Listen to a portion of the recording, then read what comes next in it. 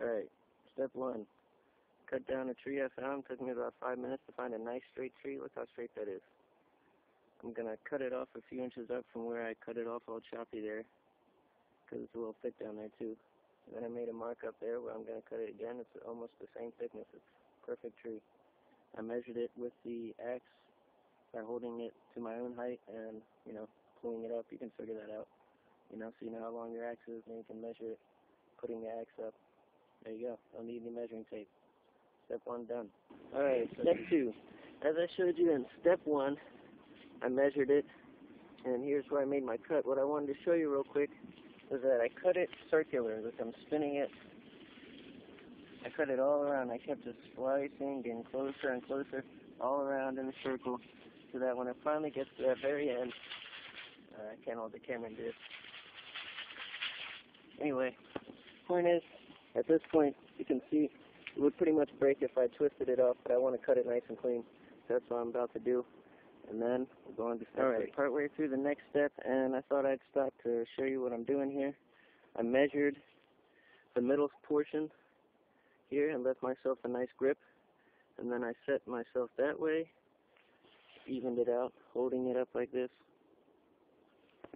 and then flipping it over to do the other side to start off, to give myself a nice starting point. Alright, I don't know if you can see with the glare. Yeah, a little bit.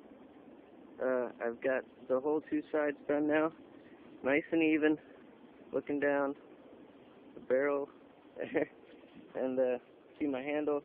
Soon I'm going to take the handle and cut the inside here on that side and make a nice grip in the opposite way that I'm cutting this way. Alright guys, now you can see the next setup, how I set it up here. I put a log stuck into the ground, put a log there with some bricks on it for some weight. Got your sawhorse. Got it set up, and I start thinning it out. Look how it's getting thinner and thinner. As it goes down, it gets real thin. Alright, and then I'm going to do the same thing on the other side. Flip it over, do the same thing, and then start skinning it sideways. Alright. Now I got both sides thinned out. Now you can see how I did the handle on the opposite sides. Thinned out just a little bit. I kept it pretty thick because this is a pretty thick bow I'm going to make for my first one. I wanted to make a nice thick one. I'm going to saw that off right there. Boom. Saw that off down there.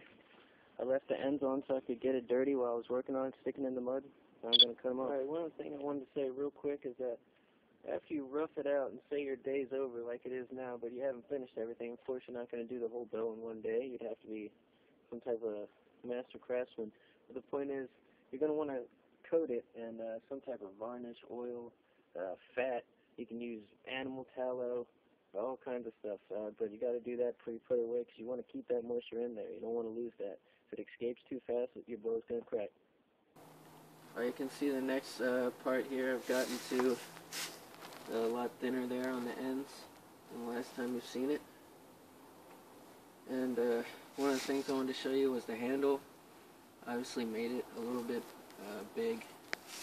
Usually what you would do is just hold it like this, and place 2 fingers there and 2 fingers there, and that's about where you want to start ending where you're going to make your handle, and where you're deciding where you're going to start your the long part of your bow here.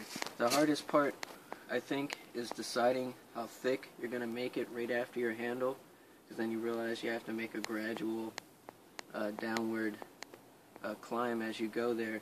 So I left it pretty thick, and I'm not done, obviously. This is the next part of the roughing here, and then I can start using more delicate tools. What I did to get this far was a very sharp hatchet and a rubber mallet to tap it, and that was working great. One of the things I wanted to show you, is a good chance, is if you come in, if you can take a good look at this end here, you can see how it curves a little to the right at the very end.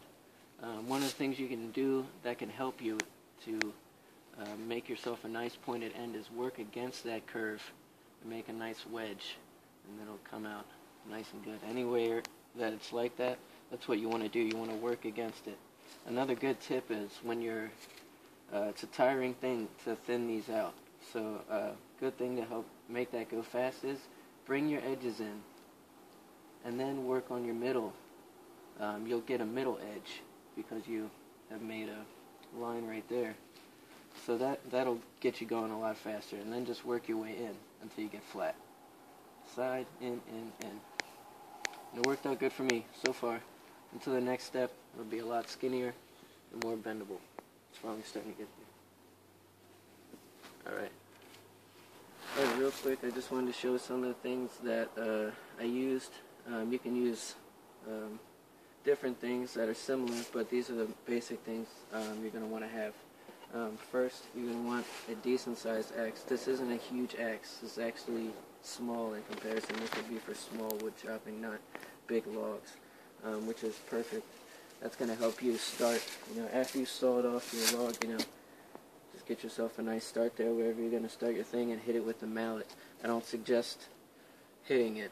You're not going to hit where you want it, and this will get you right where you want it. So, if I would have had an even smaller axe, maybe half this size, but not hatchet size, just a little bit smaller, that would have been nice too.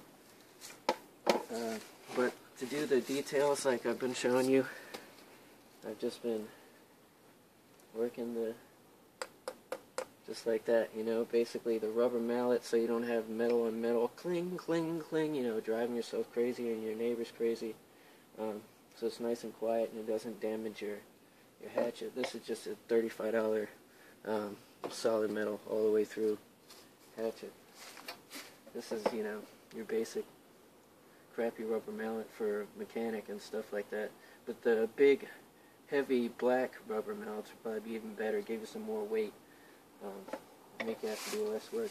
So this is a plain, you guys probably heard of these, more for finer stuff.